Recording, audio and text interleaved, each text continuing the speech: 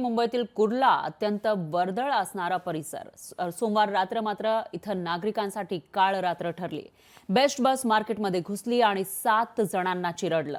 या अपघातामध्ये मृत पावलेल्यांचा आणि त्यांच्या कुटुंबियांचा काय दोष असा प्रश्न या निमित्तानं समोर येतोय.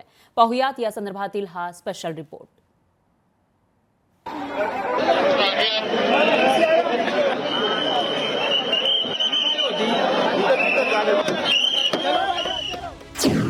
सोमवारची रात्र कुर्ल्यामध्ये ठरली काळ रात्र.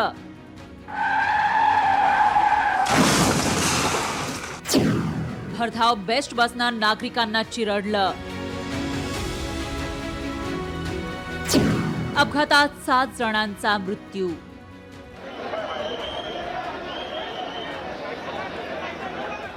ही विदारक दृश्य आहेत मुंबईच्या कुर्ल्यातील LBS रोडवरची.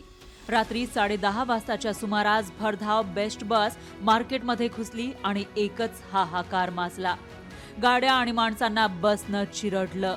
घटनास्थळी एकच हलकल्लोळ माजला. या अपघातात 7 जण ठार तर 49 जण जखमी झाले. जखमींवर उपचार सुरू आहेत. तर सरकारसह बेस्ट प्रशासनानं मृतांचे नातेवाईक, गंभीर जखमी आणि किरकोळ जखमी प्रवाशांना मदत जाहीर केली आहे.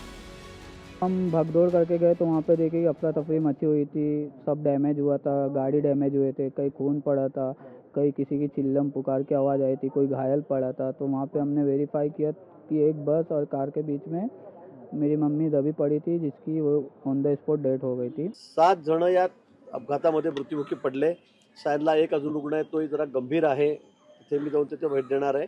पण झालेली दुर्घटना अतिशय दुर्दैवी आहे. सर्व जे मयत आहेत शासनाच्या वतीने त्यांना मदत जाहीर मुख्यमंत्री महोदयाने आदेश केलेली आहे. 5 लाख शासनाच्या वतीने, 2 लाख बेस्ट त्या ठिकाणी देणार आहे, 7 लाख रुपये प्रत्येक मयताला आपण त्या ठिकाणी देणार आहोत.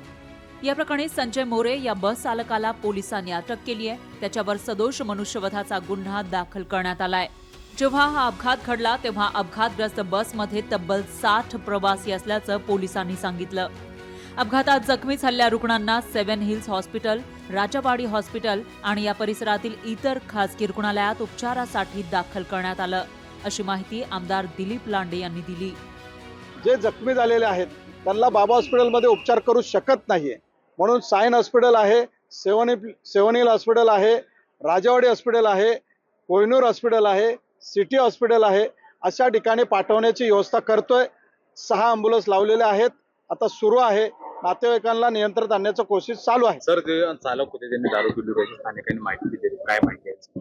ते सर्व गोष्ट आहे ते आमच्या तपासाचा भाग आहे. आम्ही त्यामध्ये मेडिकल करतो आणि गाडीची पण तपासणी करतो. जो लीगल प्रोसिजर आहे police will follow that. BEST प्रशासनच या अपघाताला जबाबदार असल्याचं चालक संजय मोरेंच्या वकिलांनी म्हटलंय. कुर्ला बस अपघाताबाबत एक धक्कादायक बाब समोर आली आहे. बस चालकाला मोठ्या गाड्या चालवण्याचा कुठलाही अनुभव नव्हता. पोलिसांच्या तपासात ही धक्कादायक बाब समोर आली आहे. बस चालक 1 डिसेंबर पासून कामावर रुजू झाला. तो फक्त लहान गाड्या चालवायचा. तरीही बेस्टनं त्याला कंत्राटी कामावर ठेवलं. त्यामुळे एक प्रकारे बेस्टकडून बसमधील प्रवाशांच्या जीवाशी खेळ खेळण्याचा प्रयत्न झाल्याची चर्चा होतीये. जी BST प्रशासनाची बस आहे त्या बसमध्ये जी खराबी होती, त्यांचं म्हणणं होतं ती बस चालू होती का बंद होती या संदर्भात बी त्यांना तपास करायचा होता.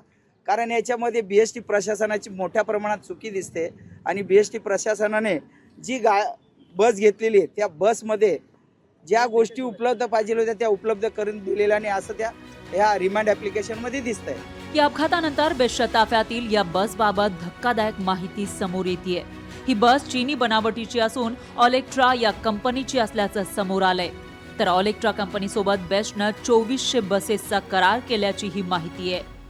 ऑलेक्ट्रानं चीनमधील BYD मोटर्स या कंपनीसोबत करार केल्याचं समोर आलंय. मात्र बळी गेले त्यांचा आणि त्यांच्या कुटुंबियांचा यात काय दोष? भूषण शिंदेसह राजेश गुप्ता, लोकशाही मराठी, मुंबई.